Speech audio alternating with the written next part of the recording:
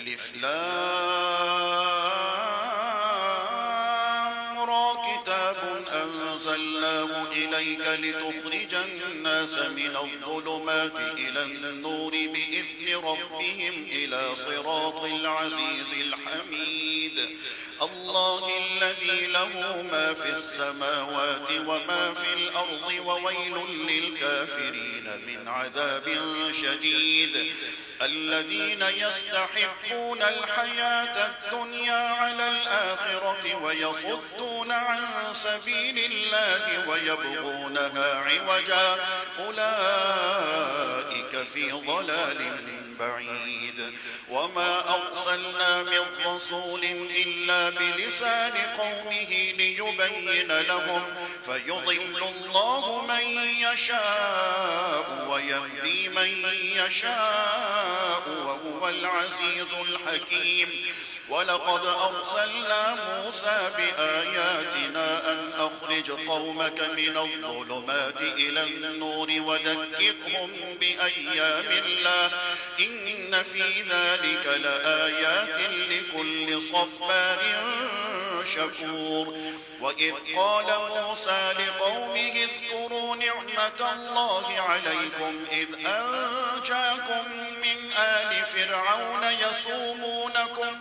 يصومونكم سوء العذاب ويذبحون أبناءكم ويستحيون نساءكم وفي ذلكم بلاء من ربكم عظيم وإذ تأذن ربكم لئن شكرتم لأزيدنكم ولئن كفرتم إن عذابي لشديد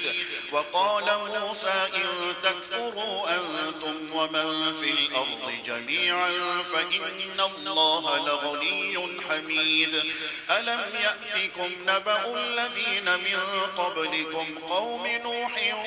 وعاد وثمود والذين من بعدهم لا يعلمهم إلا الله جاءتهم رسلهم بالبينات فردوا أيديهم في أفواههم وقالوا إنا كفرنا بما أرسلتم به وإنا لفي شك مما تدعوننا إليه مريب قالت رسلهم أفي الله شك فاطر السماوات والأرض يدعوكم ليغفر لكم من ذنوبكم ويؤخركم إلى أجل مسمى قالوا إن أنتم إلا بشر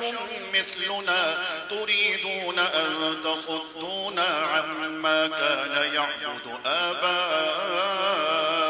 فأتونا بسلطان مبين